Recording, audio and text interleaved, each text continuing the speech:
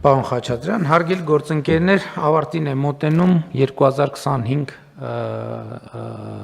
բյուջետային տարին եւ ես ուզում եմ արձանագրել, որ մենք մեր կանխատեսումով, այսինքն 25 օր է մնացել, ներողություն եմ խնդրում, բյուջետային տարվա ավարտին եւ մեր գործիքներով եւ կանխատեսումներով մենք տեսնում ենք, որ բյուջեի հարկային եկամուտները կկազմեն,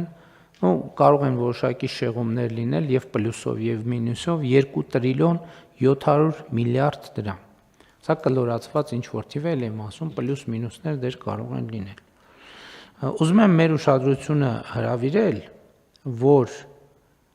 եթե համեմատենք 2017 թվականի բյուջեի հարկային եկամուտների հետ, ինչու 2017 թվականի, որովհետև 2017 թվականը ժողովրդական ոչ բռնի Թավշյա հեղափոխությանը նախորդած տարին է, 2018 թվականի մեծ մասը այնուամենայնիվ եղել է հեղափոխությամբ ձևավորված կառավարության գործունեության շրջան, ահա եթե համեմատենք այս տարվա բյուջեի հարկային եկամուտները 2017 թվականի փաստացի տեղի ունեցած հարկային եկամուտների հետ, այս տարվա բյուջեի ավելացած հատվածը համեմատած 2017 թվականի հետ ավելի է, քան 2017 թվականի ամբողջ պետական բյուջեն։ Այսինքն այս հաշվարկը նշանակում է, օրինակ 2017-ին փաստացի եկամուտները հարկային եղել են 1 տրիլիոն 158 միլիարդ դրամ, այս տարվա միայն ավելացած մասը լինելու է 1 տրիլիոն 542 միլիարդ դրամ, որը ավելացած հատվածը, պայմանական ավելացած հատվածը 384 միլիարդ դրամով ավելի է, քան 2017 թվականի ամբողջ պետական բյուջեն, եկամտային մասը։ Սա ինչու եմ ասում եւ ինչ կապ ունի այս քննարկվող թեմայի հետ։ Կապ ունի երկու բանով։ Առաջինը, որ սա առաջին հերթին իհարկե շնորհակալություն Հայաստանում աշխատող, արդյունք ստեղծող եւ օրենքով սահմանված իրենց հարկերը վճարող Հայաստանի Հանրապետության բոլոր քաղաքացիներին եւ ռեզիդենտներին, բնակիչներին, բայց այնուամենայնիվ առաջինը սա այն քաղաքական որոշումների կայացման եւ իրականացման արդյունք է, որը կայացրել են քաղաքական մեծամասնությունը խորհրդարանի կառավարությունը եւ իրագործել են։ Սա առաջին արձանագրում։ Երկրորդը եկամուտների ծախսումը ապահովում է կառավարությունը եւ պետական մարմինները։ Սա նշանակում է, որ 2000, որտեղ հավաքելը աշխատանք է,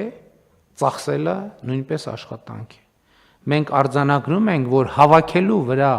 արվող աշխատանքը կրկնակիից ավելացել է, որովհետև դա աշխատանք է, ընդ որում այստեղ ներկա բոլոր մարդիկ, կառավարության անդամները, իրավապահ մարմինների ներկայացուցիչները, այլ մարզպետներ եւ այսինքն ամբողջ եւ բացակա բազմաթիվ մարդիկ իրենց ջանքն են գործադրում, ամենօրյա աշխատանքն են ներդրում սրա համար։ Այսինքն հավաքագրման աշխատանքը կրկնակիից ավելացել է։ Բայց կա եւ երկրորդ հատվածը, ծախսման աշխատանքը, որովհետեւ այդ գումարները ծախսել եւ ջանք գործադրել, որ դրանք արդյունավետ ծախսվեն, դա էլ է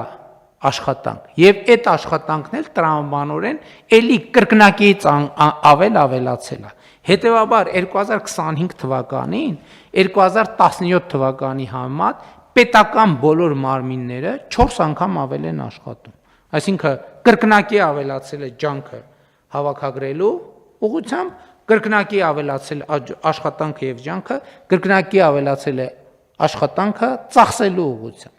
Եվ հետևաբար մեր եզրակացությունը այն է, որ ընդ որում շատ կարևոր է արձանագրել, որ էլի 2021 թվականից 2025 թվականը մինչև 26 թվականը վստահ ենք այդտեղ որևէ խնդիր չկա, կառավարությունը եւ խորհրդարանական մեծամասնությունը կատարել են, այսօր արդեն վստահ կարող ենք ասել, կատարել են տարեկան միջինում 7% տնտեսական աճ ապահովելու իրենց խոստումը։ Սա ինչ է նշանակում։ Սա նշանակում է, որ պետական մարմինները լավ են աշխատել։ Սա մեր իրականության մեջ եւ առավել եւս իմ կողմից հաճախ հնչող գնահատական եւ նախադասություն չէ, բայց ինչքան էլ ես քննադատաբար վերաբերվեմ, ես ինքս պարտավոր եմ առերեսվել այս իրականությանը, սա չի նշանակում, որ մեր աշխատանքը անթերի է, ընդհակառակը մեր աշխատանքի մեջ կան բազմաթիվ թերություններ, բայց երբ որ մենք այդ թերությունների հետևից գնում ենք, տեսնում ենք, որ այդ թերությունների մի զգալի մասը կախված է այդ թվում այն իրավիճակի հետ, երբ որ մենք ներդրումներ չենք անում կառավարման որակի բարելավմանը, պետական մարմիններում աշխատանքը առավել գրավիչ դարձնելու եւ աշխատանքի լրացուցիչ խթաններ եւ սոցիալական որոշակի երաշխիքներ ներդրելու ուղղությամբ։ Եվ հետեւաբար այս որոշումը, նման որոշում ինձ համար անպատկերացնելի էր, որ մենք կկայացնենք 2018 թվականին, անպատկերացնելի էր, որ կկայացնենք 19-ին, առավել ևս 20 թվականին, 21 թվականին, 22-ին, 23-ին, 24-ին, բայց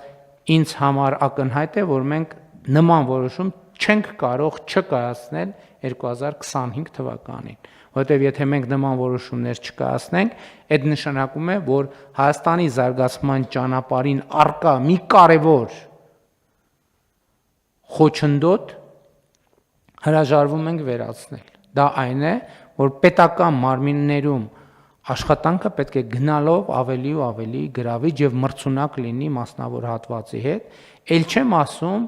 պետականությունը որպես բարձրացակ առաջնահերթություն համարելու մեր ռազմավարության շրջանակներում պետական աշխատանքի հարգը պետք է ավելանա շարունակաբար, իհարկե այն տրամաբանությամբ, ինչպես ես առիթ ունեցա ասելու պետական մարմինների աշխատողների առաջին համաժողովի ընթացքում մենք պարտավոր ենք յուրաքանչյուր քաղաքացու վերաբերվել որպես գործատուի, բայց ելի ասում եմ, որ սա էլ ունի իր առանձնահատկությունները, շերտերը, մենք պարտավոր ենք առաջնորդվել այն տրամաբանությամբ, որ պետությունը պետք է ուժեղացնի մարդուն, մարդը պետք է ուժեղացնի պետությանը։ Ես էլի ուզում եմ նախ այս համատեքստում ասել, որ մենք հիմա շատ մոտ ենք եւ պետք է մի եզրափակիչ ջանք գործադրենք Հայաստանում ծայրահեղ աղքատությունը վերացնելու ճանապարհին։ Բայց մենք պետք է առերեսվենք այն իրողության հետ, որ ծայրահեղ աղքատությունը վերացնելու ճանապարհին նույնպես կրթությունը առաջնային ռազմավարություն է։ Ես ձեզ ուզում եմ երկու փաստի մասին հիշեցնել։ Մենք բնականաբար շատ ենք քննարկում աղքատության հաղթահարման խնդիրները։ Ես ուզում եմ ձեզ երկու բան պատմել։ Ես ինչ որ պատմում եմ, խնդրում եմ որևէ մեկը սա չընկալի որպես մեղադրանք կամ այսպես կամահրանք։ Ես ուզում եմ, որ մենք առերեսվենք մեր խնդիրներին։ Ես կարդում եմ աշխատանքի եւ սոցիալական հարցերի նախարարության զեկույցը, որտեղ ասվում է հետեւյալը, որ անապահովության համակարգում գտնվող ընտանիքներ, օրինակ, ընտանիքը ստանում է կարա ընդհանուր մինչև 100,000-ից 150, 200,000 դրամ աջակցություն ստանա։ Բայց սոցիալական աշխատող գնում է եւ զեկույց է գրում, որ ընտանիքի երեխաները գտնվում են ծայրահեղ սանիտարահիգիենիկ ծայրահեղ պայմաններում։ Երեխաները ապրում են ծայրահեղ սանիտարահիգիենիկ պայմաններում։ Մենք ընդունում ենք, որ այդ մեր տված գումարը չի կարող հերիքել 1000 ներողություն ռոկոկո սերվիս ունենալու համար, այն սերվիսից, որը դնում ենք պահարանը եւ չենք օգտագործում։ Բայց հասկանում եք, ոչ մի հաշվարկ չկա, որ այդ գումարը, որը պետությունը տալիս է, բավարար չի բավարարին մոտիկ սանիտարահիգիենիկ պայմաններ ապահովել այն երեխաների համար, ովքեր բառից բուն իմաստով աղբի մեջ են ապրում մարդիկ։ Հասկանում եք, այս մարդկանց ծայրահեղ աղքատությունը ուզում եք տանենք կրկնապատկենք, եռապատկենք, չի փոխվելու, մինչև մենք կրթությամբ չգնանք այդ ճանապարհին։